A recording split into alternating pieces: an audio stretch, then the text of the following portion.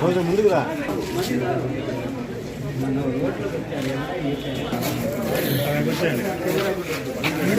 Sir ఇది మా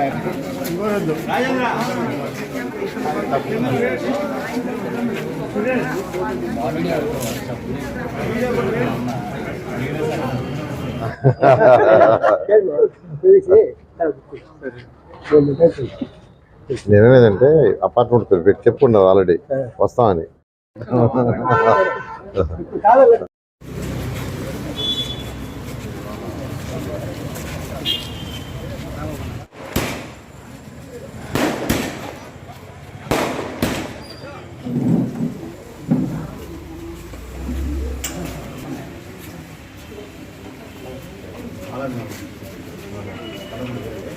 రండి సార్, మీ అపార్ట్మెంట్ నిలబడండి సార్.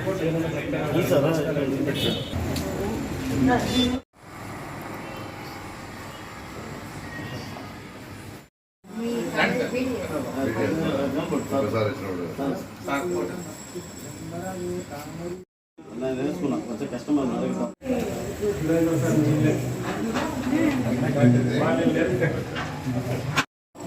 ఎంబీఎస్ కాలేజీలోనే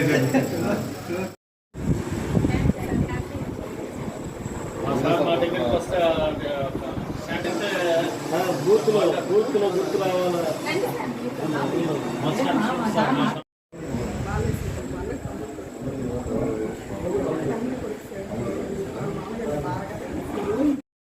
ఫ్రెండ్ అంటే చెప్పాడు మీ పని కూడా మీ కాలేజ్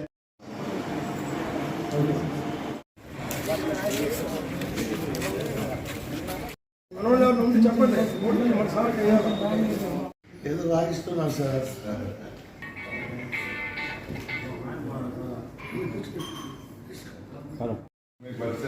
అదే సార్.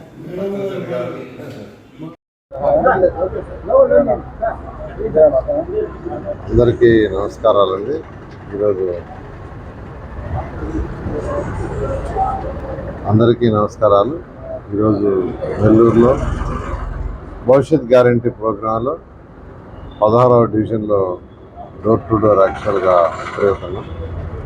అయితే ఇక్కడ కొద్దిగా అపార్ట్మెంట్లు ఉంటే అపార్ట్మెంట్ ఏరియాలో నిన్న ఇవాళ తిరగడం జరిగింది.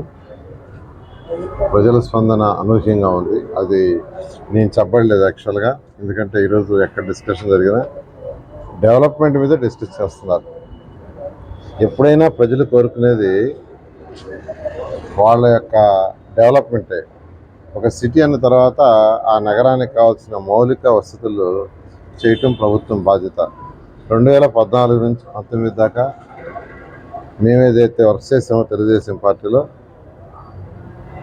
వాటిని యాక్చువల్గా వీళ్ళు ఈరోజు గుర్తు చేస్తున్నారు.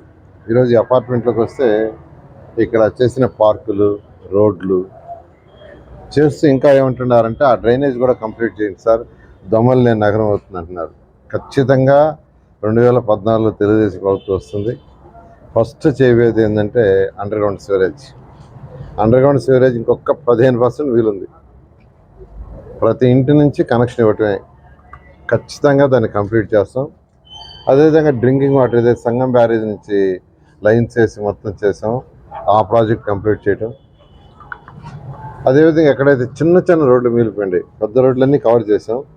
నిన్న పెన్నార్ కట్ట మీద పోతే సార్ నెల్లూరులో పెద్ద పెద్ద రోడ్లు వేశారు, మా చిన్న రోడ్లు అయితే 3 అడుగులు 4 అడుగులు 2 అడుగులు కొన్ని రోడ్లు అయితే ఖచ్చితంగా అవన్నీ చేస్తాం. ఒకటే ఒక నగరం అంటే ఆ నగరకు కావాల్సిన మౌలిక వసతులు చేయటం మున్సిపాలిటీ బాధ్యత, ప్రభుత్వం బాధ్యత. 2024లో తెలుగుదేశం ప్రభుత్వం వస్తుంది. మీ అందరి సహకారంతో ఖచ్చితంగా నెల్లూరు సిటీని భారతదేశంలో one of the best smart సిటీగా చేయటం జరుగుతుంది. Thank you.